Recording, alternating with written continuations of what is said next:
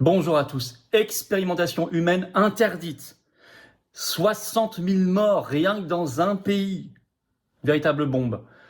De la bouche même de hauts responsables de Pfizer. Et oui, cette affaire des injections ARN messager est loin d'être derrière nous. Elle rebondit même et mondialement.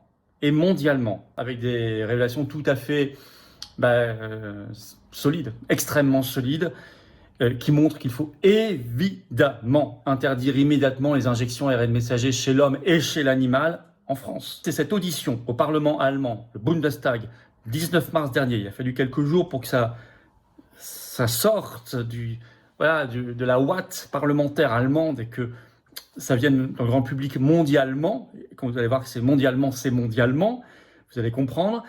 Dans le cadre très officiel de la commission d'enquête parlementaire allemande sur la pandémie de Covid-19 qui a été inaugurée en juillet 2025 et qui continue encore pas mal de temps parce qu'elle doit s'achever au milieu de l'année 2027. C'est bien qu'ils aient ça en Allemagne. Et en France, ça fait combien de temps qu'on réclame une commission d'enquête parlementaire en France? Alors il y avait l'audition donc le 19 mars dans ce cadre de cette commission d'enquête, pas de n'importe qui, de l'ancien toxicologue en chef de Pfizer Europe, rien que ça, le docteur Helmut Sterz. Je vais revenir dans un instant sur son CV. Il a été auditionné, il a fait toute une série d'aveux et donné toute une série d'informations extrêmement précises et choquantes. Mais pour ceux qui travaillent le dossier, c'est une confirmation. L'aveu, d'abord, c'est que avant même son homologation, avant l'homologation de l'injection ARN messager Covid, il n'y a pas eu d'études toxicologiques suffisantes, loin de là. En effet, selon le professeur Helmut Sterz, lors de son homologation, aucune étude n'a été faite, tenez-vous bien, sur la cancérogénicité du vaccin, de l'injection. Ils disent, ils l'ont même pas fait, ils ne voulaient pas le faire, et par manque de temps, dit-il.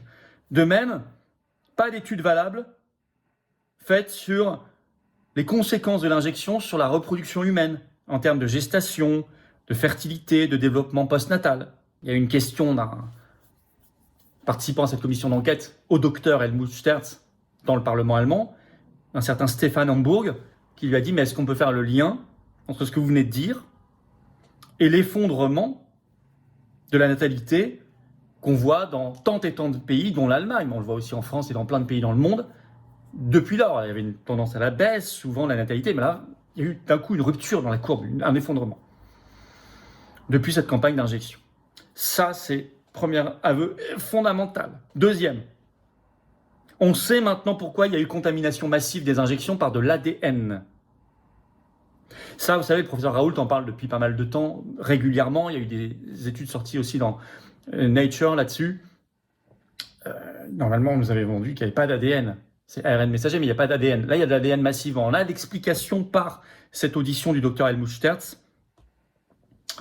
Il a en effet annoncé, confirmé que ce qui a été injecté aux gens dans la grande campagne massive de vaccination, ça n'est pas ce qu'il appelle la substance très pure qui avait été utilisée par le laboratoire Pfizer lors des tests d'homologation. Non, non.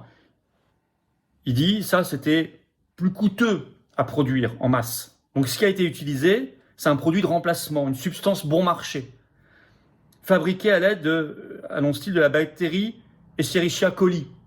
Souvent, quand on entend parler de cette bactérie, c'est pas bon signe. C'est les contaminations, par exemple, vous savez, dans les steaks hachés, etc.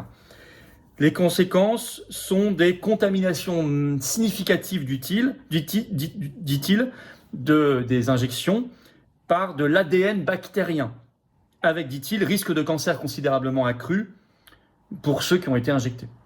Deuxième aveu fondamental, avec en plus c'est intéressant, on a l'explication, on avait l'analyse, on avait vu l'ADN, mais voilà, alors l'explication. Le troisième aveu, c'est là qu'il parle d'expérimentation humaine interdite.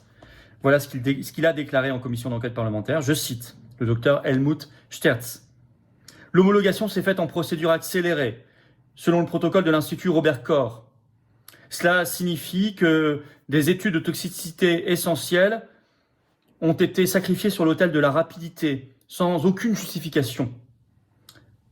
Je ne connais aucun cas d'indication comparable où toutes ces études ont été oubliées, n'ont pas été faites.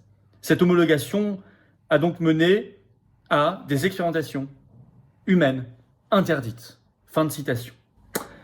La bombe est lâchée aussi dans cette audition, décidément fondamentale, sur les effets secondaires et le nombre réel de morts suite aux injections. Je cite.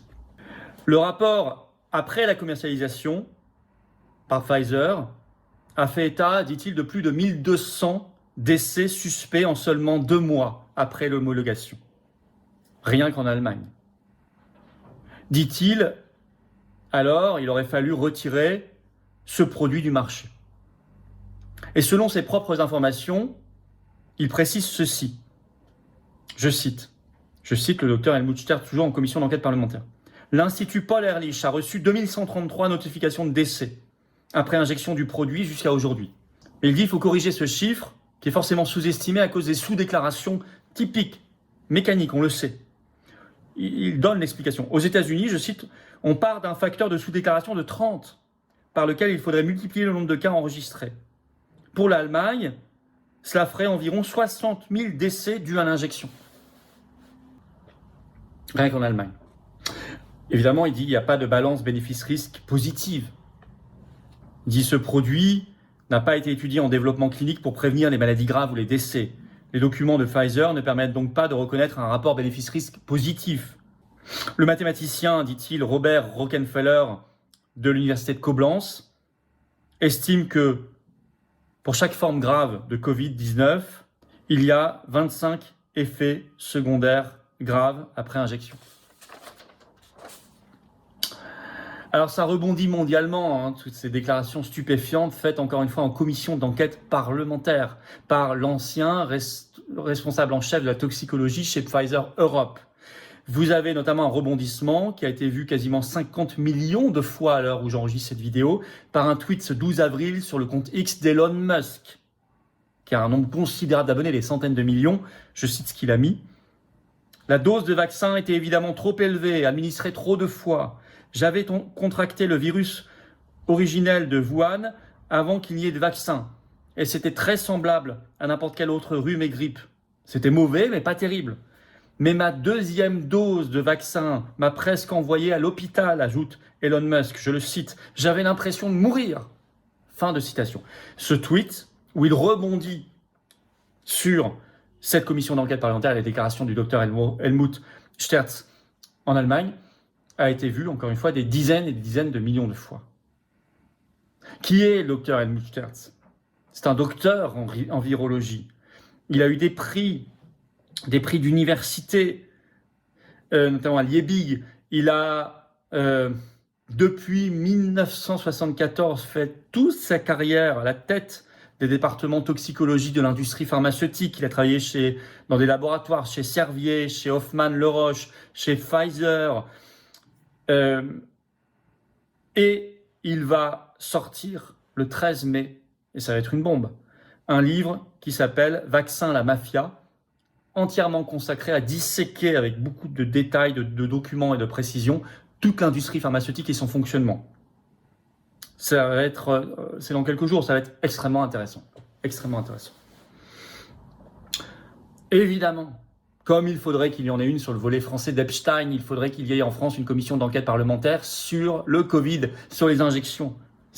Ils ne veulent pas qu'elle existe. Vous savez qu'il y avait un rapport qui avait commencé à être fait sur les effets secondaires au Sénat. Il y a eu un pré-rapport. On n'a jamais eu le rapport final. Mais il n'y a pas de commission d'enquête. Il n'y a pas de parti pour les réclamer, pour les structurer, pour les monter au Parlement. Aucun de LFI, ORN, LRPS, Verts, macronistes, aucun ne fait le boulot. Ça ne veut pas dire qu'on ne doit pas l'exiger et que ça ne viendra pas un jour, vous inquiétez pas. Et il faut interdire immédiatement en France les injections ARN messager chez l'homme et chez l'animal. J'ai beaucoup parlé aussi chez l'animal dans mes vidéos et aux Patriotes, nous en parlons beaucoup. La campagne nationale, nous la réactivons à la faveur de cette information, de cet éclairage en Allemagne mondiale, en France de fait.